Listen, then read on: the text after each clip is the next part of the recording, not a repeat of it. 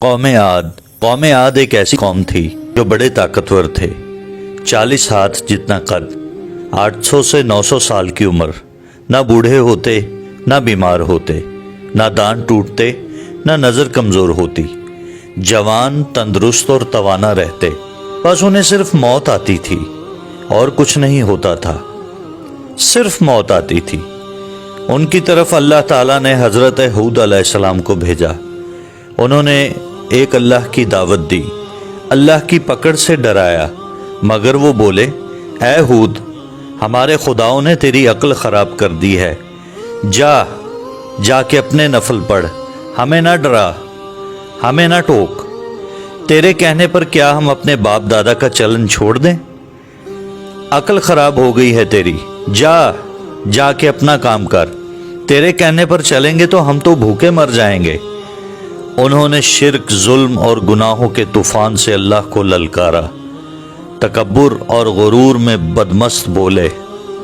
ترجمہ: اب قوم عاد نے تو بے وجہ زمین میں سرکشی شروع کر دی اور کہنے لگے، ہم سے زور آور کون ہے؟ کیا انہیں یہ نظر نہیں آیا کہ جس نے اسے پیدا کیا وہ ان سے بہت ہی زیادہ طاقتور ہے؟ وہ آخر تک ہماری آیتوں کا انکار ہی کرتے رہے۔ کوئی ہے ہم سے زیادہ طاقتور تو لاؤ، ہمیں کس سے ڈراتے ہو؟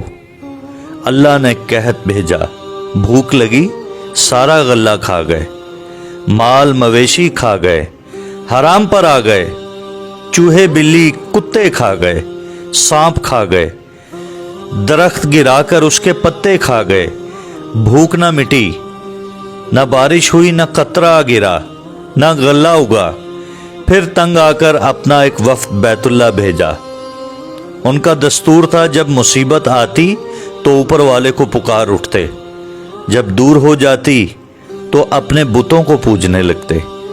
بیت اللہ وفد گیا اور کہا، ہمارے لیے اللہ سے دعا کرو کہ بارش برسائے۔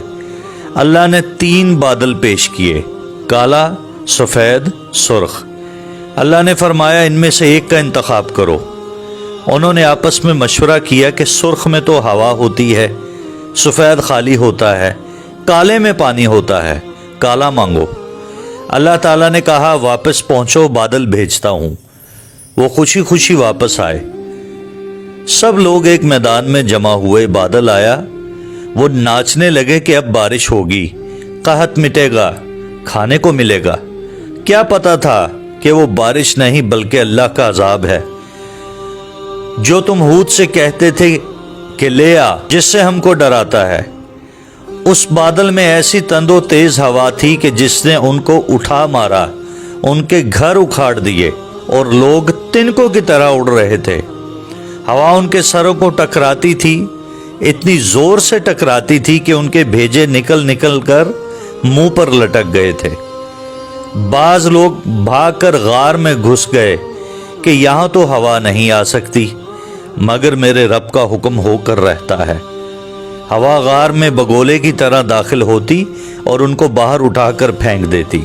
اللہ نے فرمایا، کیا کوئی باقی بچا ہے؟ اللہ تعالیٰ نے ان کو ہلاک کر کے دکھایا کہ جب تم اللہ کی اور اس کے رسول کی نافرمانی کرتے ہو، اللہ تم پر ایسی جگہ سے عذاب بھیجے گا جہاں سے تم گمان بھی نہیں کر سکتے۔ جو گناہ قوم عاد نے کیا وہ ہم نہیں کر رہے؟ کیا ہم اللہ کی حدوں کو پار نہیں کر گئے؟ کیا ہم نے اللہ کو اپنی نافرمانی سے نہیں للکارا ہوا؟ آئیے توبہ کریں، اللہ سے ڈریں اور قرآن پر عمل کریں۔ جن گناہوں کو ہم معمولی سمجھتے ہیں، اللہ نے ان گناہوں پر پوری قومیں زمین بوس کر دی ہیں۔ اللہ تعالی ہمیں توبہ کرنے کی توفیق عطا فرمائے اور اپنے رستے کا مسافر بنائے۔ آمین۔